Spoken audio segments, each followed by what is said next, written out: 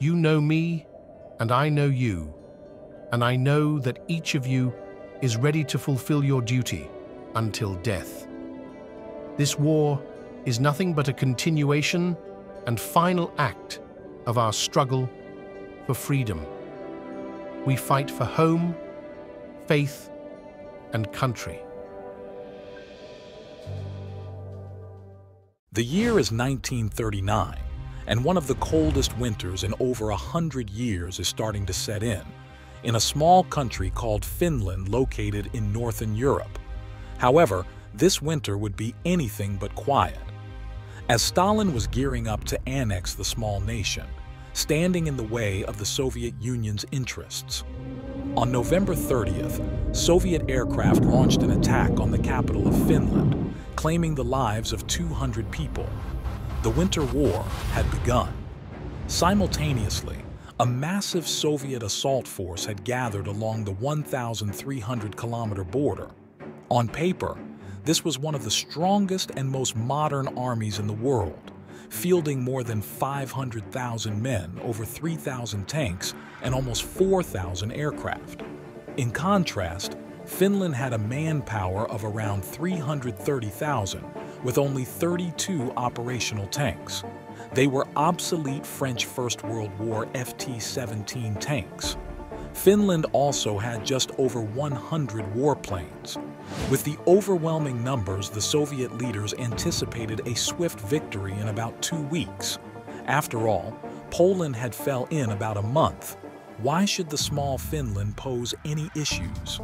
However, this would prove to be a foolish assumption as the conflict persisted for more than 3 months, resulting in the Soviet Union losing around 126,000 men and 2,000 tanks and armored vehicles. Finland, on the other hand, lost around 25,000 men, but ended up with more tanks than before. On paper, the Soviets emerged as winners, forcing Finland to concede around 11% of its territory. But leaving Finland independent, both sides had to cut their losses. So how did the modern mechanized army and its tanks suffer such heavy losses against an opponent with minimal armor and anti-tank weapons? Let's first look at what tanks the Soviet Union used at the time. The single most common tank was definitely the light T-26 tank. T-26 was originally designed in the early 1930s by the British Vickers Armstrong Company under the name of Vickers 6-ton. Soviets decided to develop their own version under license. This version had a 45mm main cannon and a coaxial DT machine gun. The lightly armored tank weighed around 10 tons and was powered by a 90-horsepower petrol engine. It was quite slow. This in itself was not a big problem, but the narrow tracks would prove to be an issue in the deep snow and hard-to-traverse terrain of Finland. We will get back to this later. Another common light tank the Soviets had was the BT-5, an American-designed tank armed with a 45mm main gun, 2 machine guns, and a powerful 500-horsepower engine. Despite its high speed and maneuverability, the harsh winter conditions affected its mechanical components, such as the engine's lubrication. The main medium tank of the Soviet Army at the time was the T-28, which also saw deployment in the Winter War. T-28 had multiple smaller turrets armed with machine guns and a larger main turret that housed a short 76mm cannon. It offered reasonable armor protection against that time's weapons such as anti-tank rifles. A few interesting mentions I want to include are the SMK and T-100 heavy tank prototypes. The SMK and the 2 T-100 prototypes were put through proving trials before being tested operationally during the Winter War against Finland. They were considered to be failures. However, the KV-1 tank prototypes also saw their first deployment during the Winter War, later being produced in large numbers. There were numerous other armored vehicles fielded in smaller numbers, but the light and medium tanks mentioned earlier constituted the main bulk of the Soviet Union's tank forces. They were by no means terrible vehicles for their time, but still suffered poor performance during the Winter War, with losses reaching into the thousands. To understand why, we need to look at the situation Soviets were facing. The concept of large mechanized armies was still relatively new, lacking textbook information and tactics on armored warfare. But with such overwhelming odds, the Soviet leadership likely overlooked many of the potential issues they might face. The first of these was the conditions. Finland is a largely forested country with numerous lakes and swamps. And as previously mentioned, the winter was very cold and the snow was deep. This restricted the movement of large mechanized units to roads, many of which were scarce in remote locations, leading to long Soviet convoys with exposed flanks. Exploiting this weakness, the Finns, familiar with the terrain, silently traversed on skis, ambushing Soviet convoys from the flanks, often splitting them into smaller, isolated parts. Tanks, in such situations, became less beneficial. As confusion set in, and Soviet troops, feeling helpless, often surrendered in large numbers. The Finns termed this tactic a madi, translating to pocketing or entrapping the enemy.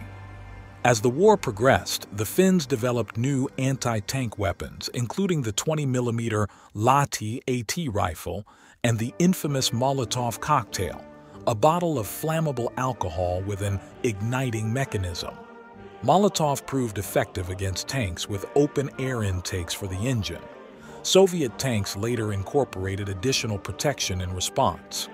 Funnily enough, the name Molotov's cocktail came from the propaganda Molotov produced during the Winter War, mainly his declaration on Soviet state radio that incendiary bombing missions over Finland were actually airborne humanitarian food deliveries for their starving neighbors. As a result, the Finns sarcastically dubbed the Soviet incendiary cluster bombs Molotov bread baskets, in reference to Molotov's propaganda broadcasts. When the handheld bottle firebomb was developed to attack and destroy Soviet tanks, the Finns called it the Molotov cocktail, as a drink to go with his food parcels. There are also actual records of T-26 tanks being stopped by jamming their tracks with tree trunks, making them easy prey. The only tank-on-tank battle occurred towards the end of the 3-month war, when the Finns hastily devised a counterstrike plan at Summa. The attack ended up being rushed as the Finnish artillery first did a failed barrage. The Finns had prepared around a dozen light Vickers tanks for the assault, many of which suffered engine failures before even getting to the battlefield. Finally, as some of the tanks got to the fight, they had unknowingly been advancing by themselves as the Finnish infantry had been pinned down.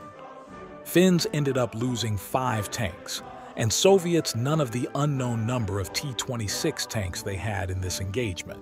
Finns took notes of these failures and focused on improving their armor tactics by the time of the continuation war.